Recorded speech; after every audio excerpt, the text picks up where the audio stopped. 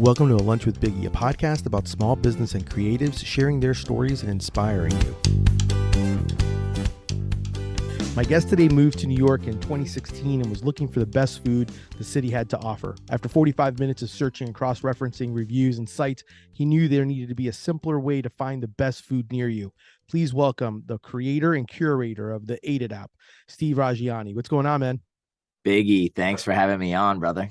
Thank you, man. I'm super excited to talk to you. I'm always excited to talk to my guests, but obviously I'm the one that books them. So obviously I should be excited. But I'm excited because you and I kind of have like this thing where we kind of, we have a cosmic thing connected. One, obviously being that we both have one person that kind of introduced us, because you're all the way in New York, and I'm in Orlando. And that's obviously Chef Carl Ruiz. Rest in peace. Yes, sir. And so he and I kind of put us together, and we basically have been following each other now for a few years. And I knew it was time for me to kind of chat and talk to you about the app, and then kind of, you know, tell people a little about you. And so I thought this would be a great time to be able to do that. Absolutely. We're like Eskimo brothers, but Cuban. For sure, man, for sure. So before we start, let's talk about, let's do a quick question, because obviously it's a lunch break. My first question always is, what's your go-to sandwich lunch? What's your go-to? Ooh, we're talking sandwiches specifically. Well, it could be lunch. I mean, you can give me sandwich because obviously I'm a sandwich guy, but it could be whatever. What's your go-to usually for lunch? If you had to go anywhere you could go for lunch. Honestly, one of my favorite go-tos is not a sandwich. Okay. There's a little hole in the wall spot that's like a 5-minute walk from my apartment in Lower East Side, Chinatown. It's called Super Taste. Okay. They have this spicy beef noodle soup that will just completely clear you out and heal you of any issues you have going on in your body. And it's like going to the sauna, but for your mouth. I love it, dude. I love it. No, man, that's good. That sounds good to me. I'm all down for that. So let's talk a little bit about, tell people what the Aided app is, how you came about it, and how you decided to create it. Absolutely. The Aided app is the #1 way to find all the hottest pop-ups, new dish drops in New York City, and all the top food recommendations from food media and all your favorite chefs. So the premise, it's been an evolution since we launched. When we launched, it was just food recommendations. And that was really built off the insight of what you said at the beginning of the podcast. Like, I moved to New York. I was looking for the best burger, and I searched best burger New York in Google. And we all know the labyrinth that can send you down. And reading articles and listicles, and then ending up on Yelp and reading Karen's 1-star reviews. And it's just, you can just keep going and going. And the next thing you know, you're 45 minutes later and you still haven't even left the house yet. Yep. So the original problem that we were trying to solve was, how do you get from being hungry to eating something certified delicious in 3 thumb taps? A lot of food apps, I felt at the time, and even still today, they require too many steps to get to the food. And if you open the app, you'll see, obviously, it's designed in a way that helps you get there faster. I believe you don't crave restaurants, you crave dishes. Mm-hmm. So let's help people go through the process the same way that you and I would talk. What do you want? Yeah. What are you in the mood for, type of thing. And exactly. then and that's one of the things that I truly like. I really have liked being able to kind of check out and see that you've kind of created. You definitely have taken quite a bit of research on it. I know that when, the idea, obviously was the whole food ordering overload, trying to figure that out, how to get there. I know you've created things such as like, hey, this is where I want to go. Well, guess what? We have, right on the app, we can do a Lyft or an Uber to get you there to eat. The fact that you guys have some of my favorite, and I'm gonna gush for you. Some of my favorite things that I've seen on the app is, like, you obviously have like a wheel where you can kind of like, kind of cycle through what you're in the mood for. You could even spin it if you want to do like randomizer. There's a hangry button, so like it'll tell you based on approximation of how close you are. Now I'm gonna, and then you can just hit the button and it'll be like, this is where to go. This is the closest place to eat like a freaking delicious meal. So I mean, you've really come up with some great ideas. I know you even I kind of want you to tell a little bit about how you came up with the idea of naming it Ate It, and kind of go with that route. And then we'll kind of start talking, we'll kind of tackle a little bit. I'm just really intrigued by the whole app aspect. Yeah, for sure. I mean, the name Ate It is an amalgamation of a couple things. Myself and Joe, the co-founder, we used to talk about food all the time, and we'd say, "Oh, have you had the sandwich at Regina's?" Like, yeah, I ate it. Yeah, I ate it. Yeah, I ate it. And like that was just part of our vernacular as friends. But then as we dug in to the problem we were trying to solve of like truncating reviews down into something bite-sized and digestible, pun intended, um, we realized that when we were reading articles and trying to take, a sentence that Pete or a paragraph that Pete Wells wrote about a burger and condensing that down into something short, it often ended up being 8 words. And I'd say like 70% of the time. So we said, fuck it, let's stick with 8 and call it Ate It. That's And awesome. that was kind of it's kind of a combination of those two. But that's, it's not just a pun, there's actual meaning behind it. That's really great. So okay, so let's kind of dive into some of these things, because I don't know much about creating an app and all that stuff. Like, so is your background in development of creating an app? Like, where's your background come from? Because obviously, and then and we'll go with that first, and then we'll kind of go, the next thing is how you're curating these reviews and everything. Yeah, for sure. My background comes in terms of like marketing, advertising. I've worked in ad agencies my whole career. At the end of the day, I'm a problem solver for some of the Yeah. biggest brands in the world. And when I found myself frustrated with this problem I had, I said, why am I solving the world's biggest problems for Google and Adidas and Airbnb? I have a problem that I'm dealing with. Let me try to solve it for myself and see if there's other people out in the world that have the same problem. So I think I have a superpower of being able to simplify things. Yeah. And when I downloaded all these food apps and I was trying to figure out like, okay, how do we get people to go from point A to point B really quick? It was just inherent to me to like on how to simplify it. Like even that wheel that you referenced on Yeah. the page of the app, that's all inspired by the Price is Right wheel, Yeah. because growing up, who didn't want to spin that giant wheel? I like in Mm-hmm. my head, I remember sketching it out on a whiteboard, like why are we putting images of food in front of people right off the bat? Let's just use the words and have people just spin the wheel and see if it inspires something. Sometimes you don't know, like, oh shit, like mapo tofu would actually be amazing right now, but I didn't really think of that as something that I might have been craving, but I am. Yeah. But you don't need a visual to see Yeah. that. Like, No. so that was kind of the story behind the design of the beginning. And for me, it's just like it's all about simplification. So And did you actually like know, did you know people? Did you have to start reaching out to people? Like, did you have some IT side and you're like, I'm gonna, now the coding side was definitely a networking exercise of just like reaching out to people we know in our network and saying yeah. like who can help us build a prototype. Actually, one of my college fraternity brothers helped us build the original prototype uh, Wow. in iOS. And then from there, I ended up meeting someone at a happy hour, and they were showing me their app, and then they were like, "Oh shit, I should connect you with this person." And then that person ended up knowing someone that I knew, and we interviewed like a whole bunch of different people that we wanted to work with. And for us, it was about just getting the MVP out into the world. Yeah. And we honestly haven't evolved the app so like a lot since we originally launched it in 2019. Some little updates here and there, Yeah. but you'll be seeing some big stuff in the next 12 months. That's For, awesome, man. yeah. I'm super excited about it.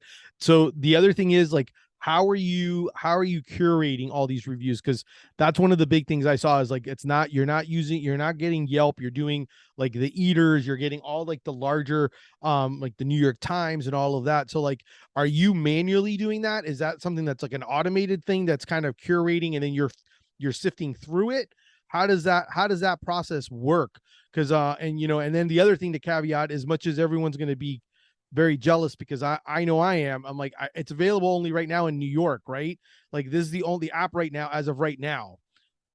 Correct. We're only in Okay. New York, but we're expanding very quickly. To address your first question, it all started with a massive Excel sheet that was the most daunting task ever. That Excel sheet had tabs running along the bottom from bagels, burgers, waffles, French toast, wings, pho, ramen, and in each tab, we went through every single top list, top article, and manually read everything and truncated everything down into 8 words.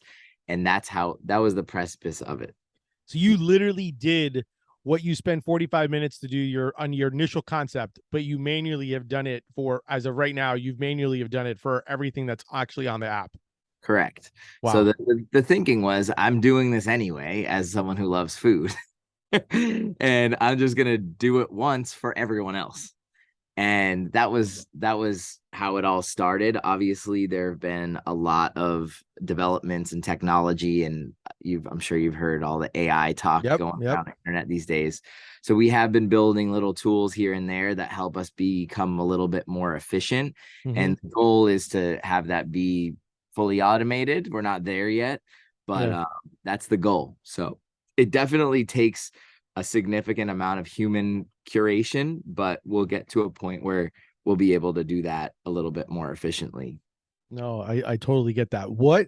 So how and this is something I've always been intrigued by, like because obviously the app is free, but so how does someone when you're doing this, because you've been doing this now for it's about what's 5 years now, 4 or 5 years? 4 years, yeah. I mean, COVID was a weird little Yeah.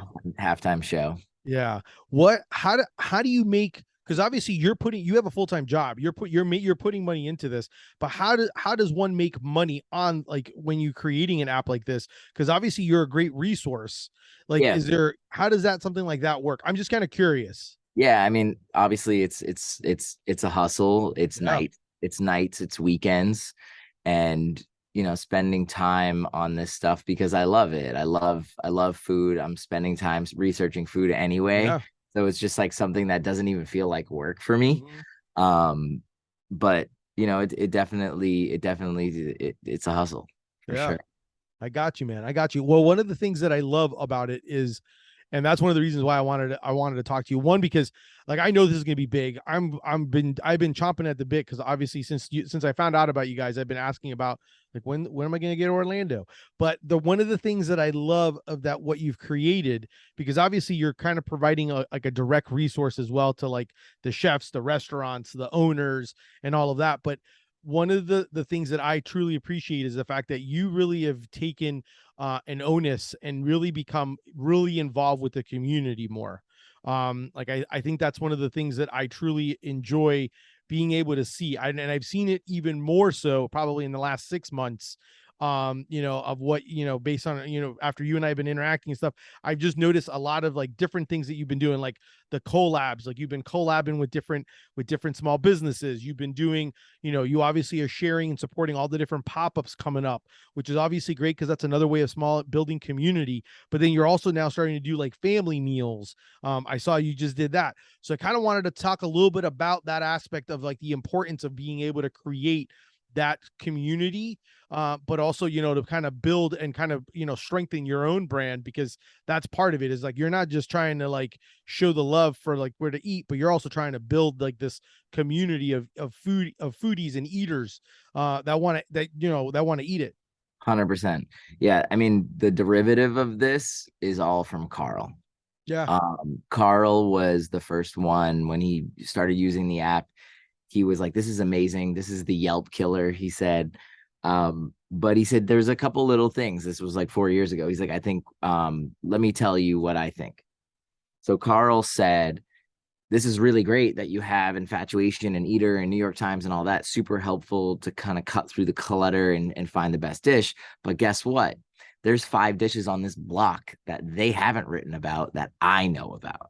And he took me on a little tour and showed me these spots. And I was like, oh my God, this is amazing. And I didn't even know this place existed. So what we did from there is we added all Carl's recommendations in the app, Yep. and then he let his community know, hey, if you want to eat like Carl, download Ate It. So that to me was like a big light bulb moment of like, Carl's like, you got to get out there, you got to meet some of these chefs in New York City, you got to understand what dishes they think are flying under the radar and bring them into the community. So that was step 1. Then step 2 was, obviously coming out of COVID, we wanted to do everything in our power to help a restaurant survive and thrive. And when we did that, we started to realize that a lot of things were popping up, like after things started opening up. A chef maybe that got laid off was like, hey, I'm going to take the power into my own hands. I'm going to do a fried chicken pop-up. It's going to be at this spot, at this day, at this time, and then I'm never doing it again. And at the beginning, we were just putting it in its respective category in the app, in the fried chicken section. And then there became so many of them, and so many chefs that just got this like entrepreneurial spark to like start their own shit. And I was like, we need a pop-ups category. So we started tracking all the pop-ups, and people are announcing them on Instagram.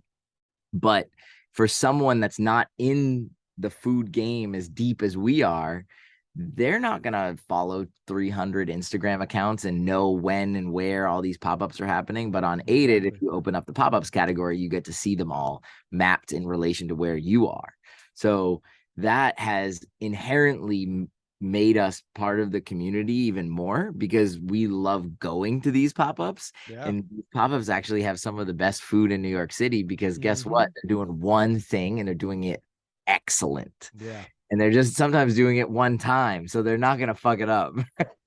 Exactly. And just going to these events and like even helping them create content and promoting these, events for them through the app, it's just inherently like made us part of that gang. And then as a result of seeing how some of those pop-up events happen, I started to realize that a lot of the chef community doesn't get to experience some of these things because they're always working. So that's where Family Meal came up. I work sometimes out of the Ludlow House, and that's in the Lower East Side. And a friend that works there reached out to me and said, like, hey, like, I see you hustling here, doing the Ate It thing. Like, if we can help in any way, let us know. They're really cool about, elevating some of the people that are part of that community. And they were like, you can have a Sunday night to do an event. And I'm like, perfect. Sunday night is the industry's Friday night. So let's get a pop-up chef to come cook for the industry, invite them to something cool for once. And that was kind of the idea. We pair a DJ to go with the music, like the vibe of the food. We get a mixologist to make some cocktails that are themed with that food. And we just have a little family meal. So I love it, dude. it's all about community Amazing. building. I absolutely love it. And I saw that you did recently a very successful collab with which I was like, "Ooh, I would eat the hell out of that." I was like staring at it on Saturday when I saw it, when you did a breakfast donut sandwich, which looked amazing. And I got to give props, because I've never heard of, and obviously if I butcher it, it wasn't a bacon, egg, and cheese. Is that correct? A bacon, egg, and cheese donut, but then it had the donut, which is what I liked about this. The donut had like this Frank's Red Hot glaze and it had everything seasoning on it. So it was like almost like a bagel donut, Frank Red Hot. I mean, it just sounded Nailed it. ridiculously amazing, dude. It almost sounds like you ate it. Trust me, I after salivating and seeing every person post pictures of it, and then seeing like how amazing it looked, and I did vote for that one, because you had that one, or the other option was like a donut grilled cheese. But that breakfast, that hit the spot. I mean, that was like the sweet, the heat, the savory. It had everything. It looked amazing. I was super freaking FOMO to the max. It was truly amazing. And I think one thing I take a lot of pride in is anything that Ate It is behind isn't isn't a gimmick. Yeah. Like it's the food comes first always.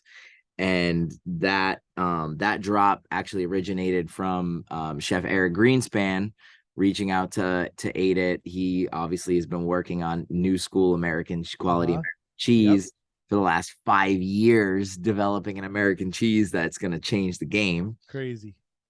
And he said, we've got a good presence in LA, but we've never introduced the brand in New York. And I see that you're doing all these interesting pop-ups and drops and all this kind of stuff. Can we do something together? So we came up with the idea to take the cheese, bring it to 3 different restaurants that we think were a cultural fit and we're going to be able to develop a nice dish around the cheese.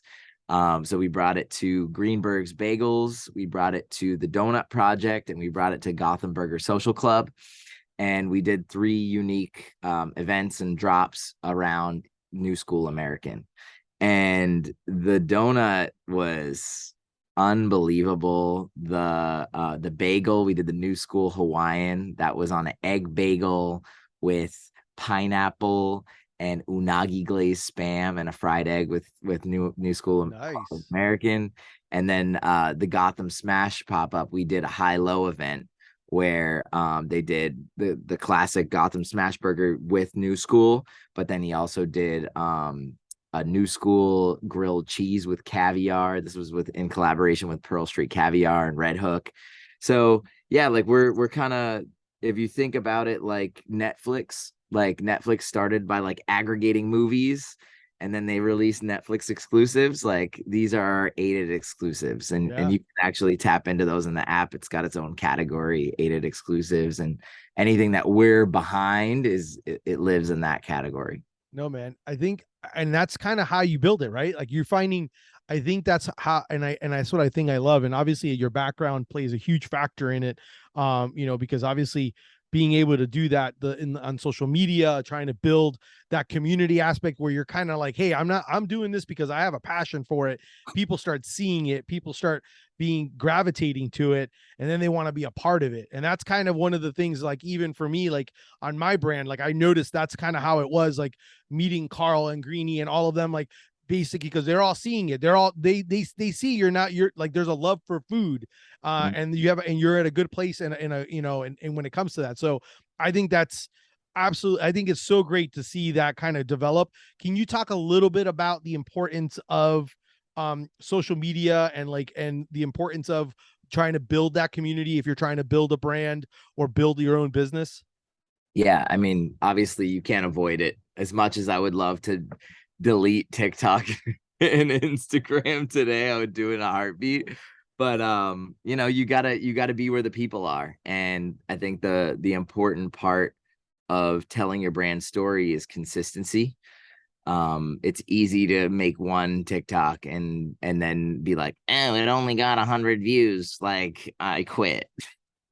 No, you gotta be relentless. Yeah. And for me, specifically around Ate It, it's my brain always is thinking about the intersection of food and culture.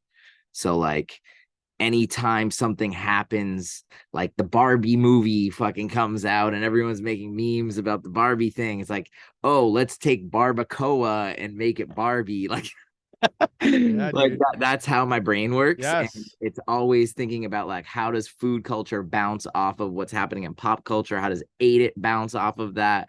And it's just everything is content. Film everything, keep putting content out. Like don't overthink it. Like I had a video blow up to 1 million views that I made in literally like 5 minutes. And then I've literally spent weeks editing a video that did completely trash.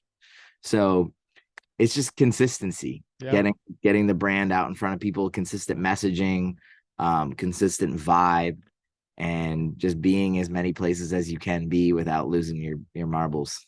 No, I get that. And one of the ways I know that you also do where people can use is the gifts when it comes to the gifs, when it comes to all the different social Is it medias. gifts or gifts? I Can think we it's decide? GIFs. I've been told it's GIFs, but I see it as a Jeep, but then it's really a GIF, and then people like I don't know. It's like so weird how everyone goes bipolar, like polar op. Like everyone's got to stand on it. I don't know. I call it the Jiffies, the Giffies. I don't know. The Jiffies is I guess, but I I know bounce like back it's and eight forth it. too. So like the number 8 IT, if you put that in on your GIFs, you actually will pull up some amazing stuff that you've done and created. That's awesome because it works out perfect for your stories and all that other stuff on social. So you totally understand what you're trying to create, and you also get to see some of the amazing ideas because his brain works very similar to mine. How pop culture and food somehow blend and becomes like parody. It's like the greatest stuff to see what they're creating out there.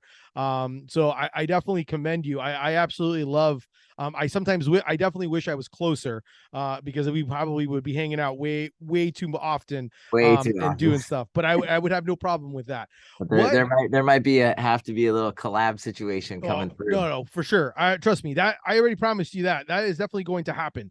What Tell me what is the hardest part and something for people who have never created an app and all that stuff. What's the hardest part that people may not understand when it comes to that? Like having an app, trying to get people to download it. I know there's like a percentage of people that have download a bunch of apps, but they only use like 26% of the apps that are on their phone. Like tell me some of the things, some of the struggles that you deal with on a day to day, having to deal with like with Hmm. trying to grow the app. I think having patience is one of the toughest things because you want things to pop off and you know how special it is of the thing that you made. And sometimes we do live in this world where attention is the new currency and it's hard to get people to listen. I've been in front of some of my friends that have been like, "Oh, I didn't realize that the app actually mapped the dishes based on my location." Oh, and I'm like, dude, pay attention. Like, like it's that kind of stuff that's like, oh man, like we really live in a society where you really have to like knock people over the head a million times for Mhm. them to actually get what you're saying. Yeah. So I would say like that's definitely something that's frustrating at times, but then there's other times where you meet someone and they fucking get it and you're like, that makes it all worth it. Um, Obviously, I think the millennial generation specifically has been burned by apps in the past. Like when apps started to be created, there was like a lot of bad ones, and a lot of people have had bad experiences with apps. So when they hear like, oh, I have to download an app, they almost have this like inherent like disgust. Yeah. But I think Gen Z is different because they grew up with dope apps. Like apps didn't suck for Gen Z. Like they were born with them. Like they just Yeah. opened Snapchat and it was just amazing. Yeah. So they're way more like, oh yeah, I'll download an app, no sweat. Like Yeah. It's so easy. it's just really interesting to like meet different people and see how they react to what we've built. But I think when it comes down to it and they actually get past all that and they open the app and they're like, fuck, this is amazing. It's like watching someone see fire for the first time. I like how you refer it to fire. It is. It's amazing in the sense of when I've seen it, I'm like, man, I'm like, that's why I'm super like once again, I'm super jealous of the folks that get to use it. I'd definitely be able to do that. So one of the things that I saw on your website on the AIDIT website was that you're trying to obviously expand your reach to other locations. And I saw that because obviously it's just available in New York City, but I did see that there's like an AIDIT U. Do you what's the can you share a little bit about what that thought process is on what Yeah, you're thinking on building it? Because that would make sense to do something like that, but I was kind of curious on what the thought process is. yeah, Ada University is definitely something that's gonna stick around in our roadmap. I tested it out a couple years ago. It's really like a program I put together to help mentor some younger kids that want to get into either the food game or the app game. Um, and it's great. Like we had a team out in LA, we had a team out in New York, we had a team in Boston. So if you open the app in those markets, like you'll see there's a little bit more coverage. The tough part, just to be totally candid, like Yeah. it's hard to manage kids in college because they're, taking exams and then they have break and then they have this. So they're not like fully committed to the situation. Correct. So we put a little hiatus on Aid at You for now until we grow a little bit. And then we'll bring it back once we have enough coverage of people that are like actually dedicated to the business. And then we can Mhm. actually have like those kids learn and give us a couple extra hands to keep things going. But No, I think in it's a great idea. So I mean, that's one of the reasons why I wanted to bring it up, because I was like, man, I'm like, this is a smart idea, but I could see where some of those hiccups or some of those things that kind of figuring out how to maneuver it and make that work. yeah. But I could definitely it's a great resource. I could definitely see that for sure, man. Um, yeah, I truly am amazed at what you've been able to create and what you're doing. I just think it's just it's super fun. It makes total sense to be able to do that and be able to see that. One of the things I was curious of is, can people, when they're on the app, and just so that way people kind of have a better understanding, when they're on the app, do they, obviously they can, but besides this, like, what other features did I miss besides the, the hangry, the spin of the wheel, a spinning wheel, and then being able to see the reviews of not only like because I know you could eat like Carl and eat like a few other chefs on there as well, I've seen as well. What else can they do on the app? Yeah, one of my favorite underrated features is the must eats. So if you're on any dish in the app and you hit the little bookmark button in the corner, that gets added to your personal list. Got it. So as Biggie, you're in the app, you hit the bookmark button and to add to your must eats on a bunch of dishes, and then you open up your must eats, you'll see only the ones that you want to hit mapped. Nice. So, because everyone has their own flavor, you know what I Yeah, mean? yeah, yeah. Some people are like, no, I don't like infatuation, blah, blah, blah. Some people are like, I swear by New York Times and that's all I eat. Like you can filter it however you want to filter it, Yeah. save the ones that you want to hit, and then you can just go by your own list instead of the larger one. I love that.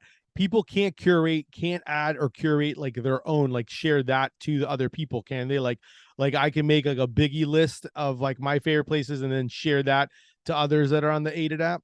So one thing that we are doing right now, very slowly and carefully, is building our network of hidden gem hunters. And these are our vetted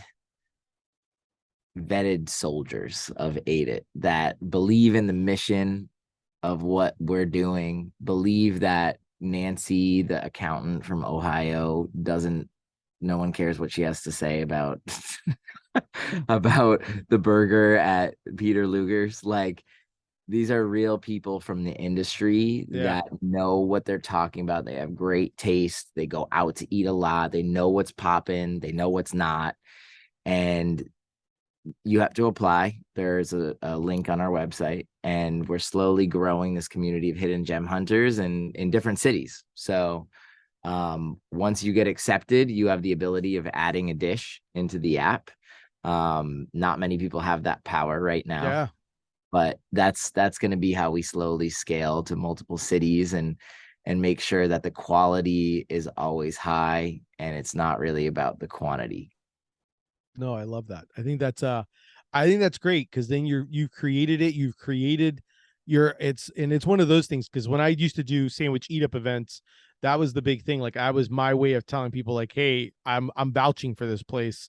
Mhm. If I'm telling you to come eat here, this is where I'm telling you to, I'm eating here. I want you to come eat here. So I think that's it's really smart to be able to kind of go that route and how you're trying to build it. Yeah, I mean, like you go on TikTok or Reels or whatever, and you're getting blasted with five best this, six best that, and it's just like, wait, who's telling me this shit? Like, Yeah. who is this person? Like, do I trust what you have to say about Yeah. the 10 best burgers in New York, or did you just read an article or just go to the place on your block and they paid you fucking $3,000 to talk about it? Like, it's you don't know who to trust anymore. There's Yeah. I like this word content pollution. is happening right I now. like that. I like it. And Ate It is the filter. Okay. What do you think right now, especially in New York, or what are you thinking right now is some of the most underrated meals that are like you see up and coming that are going to come? Because I feel a lot of times, me especially living in Orlando and other areas, we're almost behind on some of the trends, the food trends. And so I'm kind of curious, like, do you see any trends right now that you see is starting to like climb up in New York, that's starting to kind of maybe venture out into some of the other areas and cities? Food specifically, I think, let me think for a second. Not ingredient wise per se, but I think just interesting people being really like innovative and how they're thinking about remixing classics, Yeah. uh, in not in like a not corny way. Um, Specifically like Chef Rashida Purdy. She's super dope. She's obsessed with ramen, but giving her own twist on it. And she opened up a pop-up called Rise and Dine, and it's all breakfast ramen Oh, nice. I've never heard of before. And your brain could immediately think like, oh, that's like gonna be too much, but the way she's executing it is crazy. Like she is like an everything bagel egg drop ramen with like ground pork and the everything bagel seasoning, and it's like so clean and delicious, and it just hits the spot. She does a bacon, egg, and cheese ramen, but it doesn't have like melted cheese. Hmm. She like fries Parmesan, so it's like Oh, okay. beautiful. So it's like Um, floating there. yeah, it's like floating. It's like a little raft. Yeah. um so yeah, like stuff like that is just like even like the bacon, egg, and cheese donut, like that kind of stuff, that inventive dishes that aren't just for the IG gimmick, like Yeah. great quality ingredients, something unexpected. We have, I might leak it. I don't know when you're gonna post this, but Next on week, actually. okay, so on the 6th of May, we just finished shooting yesterday. Christian Petroni's collaborating with Greenberg's Bagels, and he's doing his garlic bread, but a garlic bread, bacon, egg, and cheese. Oh, And he took the Greenberg's garlic bagel and turned it into garlic bread, and then added it to a fried egg with New School bacon. oh God. Yeah, it was insane. So, like, to answer your question, like the trend, I don't think is ingredient based. It's like And innovation, all, and innovation and collaboration. I was just gonna say Yeah, collaboration sounds like the other aspect of it, where it's like, hey, why don't we do something together? It'd be fun, and delicious. No, I yeah. love that, dude. That's awesome, man. That's super good. So, Steve, what do you think has been, or what do you think is like one of the things that makes people not want to try things or fail things? Like, why do you think like there's an issue with like either failure or just kind of like people that create hurdles up for themselves? Why do you think they do that? And then how, when you have those situations, how have you gotten over them? Well, I think we're all built the same way, to have that negative voice in our head that tells us that we're not good enough, or we're not Mm-hmm. smart enough, or we're not creative enough, or anything like that. So I think it's really important to make sure that you're giving yourself that positive reinforcement, whatever means you need to get there, whether it be meditation, exercise, any of that kind of stuff. I do a lot of that, both of those things. And sometimes like you can just be in a bad headspace, but if I go, play basketball or go run or go do something that gets that out of me, I feel a lot better about what I'm able to do. Yeah. So I think a lot of the times, like, you gotta tell that voice to go fuck off. Yeah. Because we're all capable of amazing things, but that voice will make you feel like a little piece of shit. Yep, yep, yep. I used to use the line the Disney Plus movie Luca is called Silencio Bruno. I used to like that. I mean, it's just like it totally sucks because it could totally bring you down to your knees. And like the worst part is we're our worst critics half the time. It's not even anyone else. It's us. We're the ones that judge ourselves. Um Out of curiosity, when you're not doing food, what do you do? What do you do for fun? What's like your fun thing? I mean, music and food are like my thing. I love going to shows, concerts, festivals, that kind of stuff. So yeah, but I mean, between those two, between music and food, that pretty much occupies all my free time. I used to be big into sports. Now it's tough to keep up with everything going on, but I am from Boston. I'm a big Celtics fan, big basketball guy. So Okay, I'll, very I'll nice. catch a Uh, game every once in a while too. yeah, I that's my that I would probably say that's my form of recreation. If it's not eating and doing stuff, obviously my forms of recreation are like the podcast, the brand, just kind of like how aided is kind of part of your recreation, but at the same time, like, yeah, when I separation for me, usually sports is my go-to. So I try to at least be able to do that and try to bring that in. What advice would you give someone for wanting to start something? Don't be precious. Just get it out. A lot of times it's really hard to put your idea out into the world because you're worried about what other people are going to think or if it's not perfect. Put it out there. It will evolve. Listen to people. Um, Pay attention to how people react to your idea. Let it evolve. I think it's been really interesting for me to see how people have made Ate It their own. And when I love meeting with the people that use our app. Like we send an email out every week. At the bottom, it says, Steve wants to meet with you. If you've made it this far, you probably give a shit. Like, and I just like meet with people for 15 minutes and I just say, like, yeah, what's up? Like, why do you like using this app? What do you do? How do you use it? What's your favorite feature? Like that kind of stuff um really gives me joy, but also helps me like understand like where I need to take this thing, because you can't always become obsessed with like the original way that you wanted to do it, because the people will always make it their own. So keeping your eyes open and your ears open and listening and getting to know whether it's your consumer or your customer or whatever you want to call it, get your idea out into the world and see how people react to it. No, man, that's great, and I loved it because I think I've actually heard as well for you to say something similar in the sense of when it comes to even to your own social media of not being precious. Like, don't be so consumed with it, which kind of hits the nail on the head with what you were talking about earlier. With like, like don't like sometimes the quickest thing, and it's true because I've had some posts that I've done that were like old posts that I just had, and I just said, oh, what the heck, I'll make it into a reel. It's like an old video I found on my phone, and it blows up, and you're like, what? How did this happen? You just never know, but you just gotta, and I think that's what happens. We get stuck. It's once again, you get stuck in your head, the idea of the social media aspect where you try to like, hey, it's got to be perfect. It's got to be this. And sometimes it just doesn't. Just don't, just get it out there. Let it out there. Let people see it. Let's see people see it, the good, the bad, the ugly, but let people see it. Exactly. That transparency is key. And I think people want to see that. They want to see the face behind the brand. They want to know that everything isn't perfect. I think that's kind of like also like the Gen Z mentality, like the Yeah. next generation. It's just very like raw.